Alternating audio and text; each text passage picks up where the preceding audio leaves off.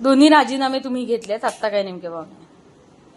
सगळ्यात पहिल्यांदा मी माननीय राष्ट्रीय अध्यक्ष सुनेत्रा वहिनी, राज्याच्या उपमुख्यमंत्री सुनेत्रा वहिनी यांचे आभार मानते की त्यांनी अजितदादांच्या महाराष्ट्रातील माता भगिनींना समाधान आणि आश्वासित केलं की तुम्ही सुरक्षित आहात, काळजी करू नका.